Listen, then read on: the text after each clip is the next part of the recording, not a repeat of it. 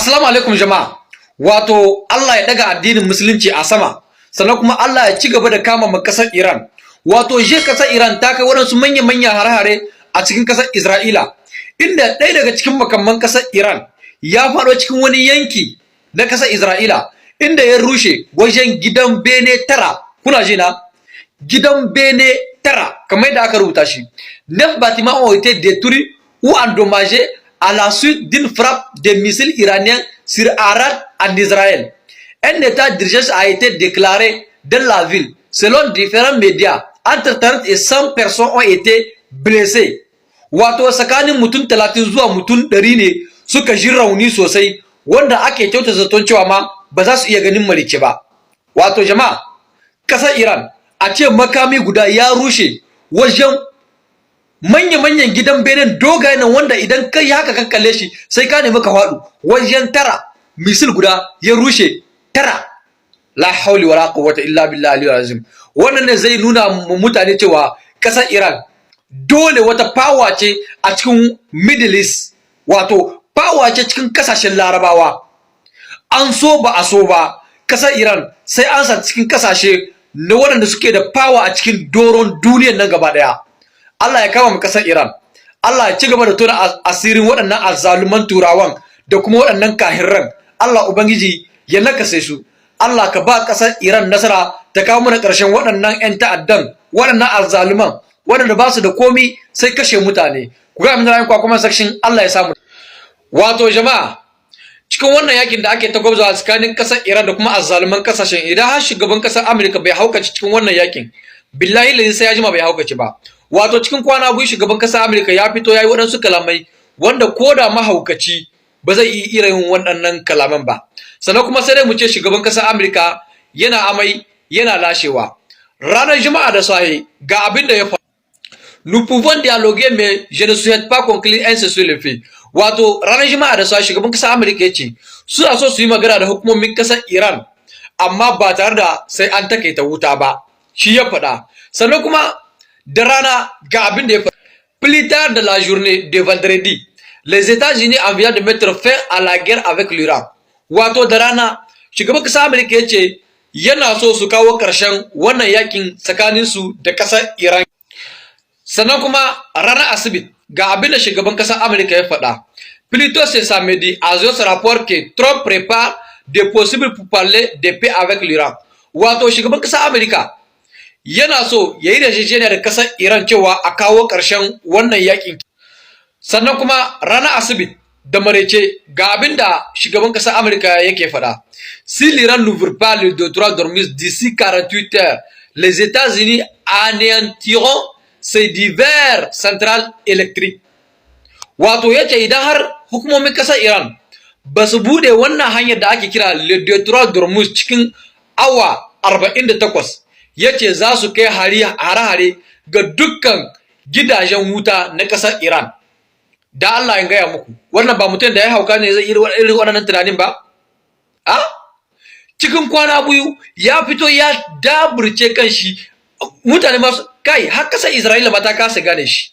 An kasa gane shi, takanasa an kasa gane shi. To Allah ya taimaka ma kasar Iran, Allah ya kama mata. Kasar Iran ta sa turawa duka sun rude, ba su san ma abin da suke yi ba.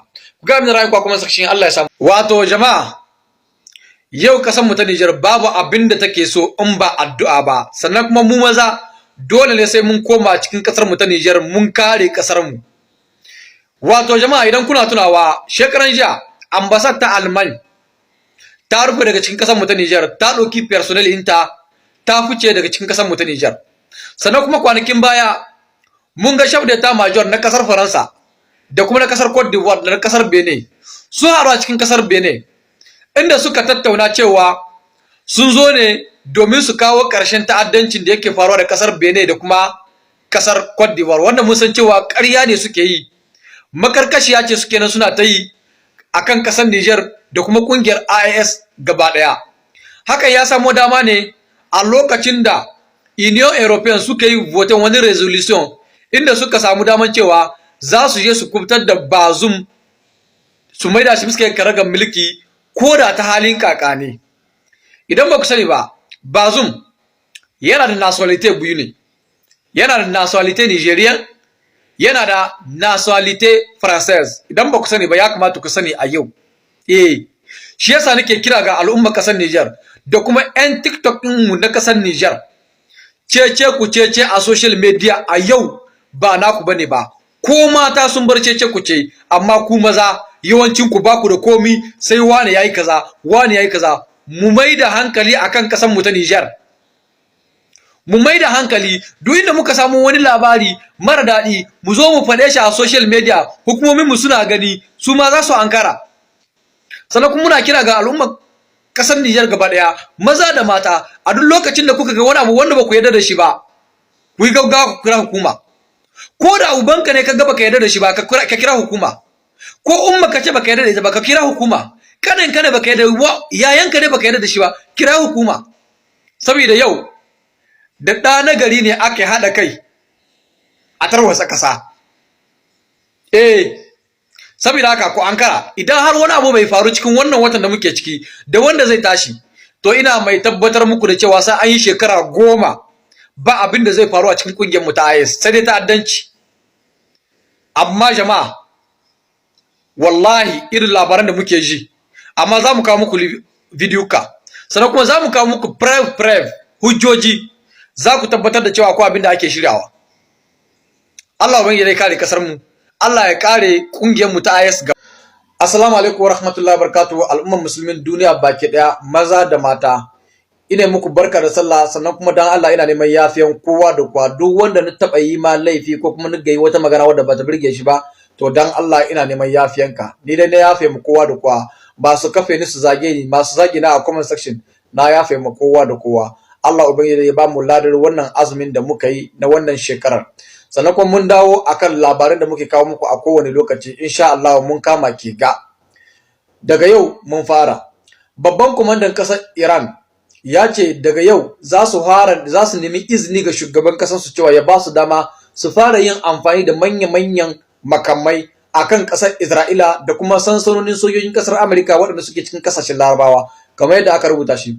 Le commandant des gardiens de la révolution iranienne Majid Mousavi, à compter de maintenant, je proclame la supériorité des missiles iraniens dans l'espace aérien israélien.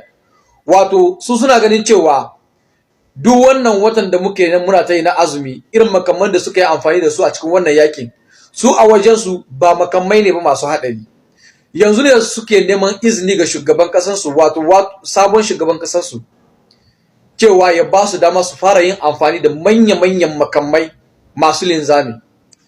Jama'a, idan can baya kasar Iran bata yi amfani da manya-manyan makamai, wanda ya sa turawa gaba daya hankalinsu ya tashi. Mu ma da kanmu da muke kawo labarai mun ga irin barnar da waɗannan makaman suke yi. Kenan makamman da su suke nema a ba su dama su fara amfani da su, kenan wani irin barna za su yi? To Allah ubangiji ya taimaka kasar Iran, Allah ubangiji ya daga addinin musulunci a sama. Ku ga mun ra'ayi ku a comment section, Allah ubangiji ya samu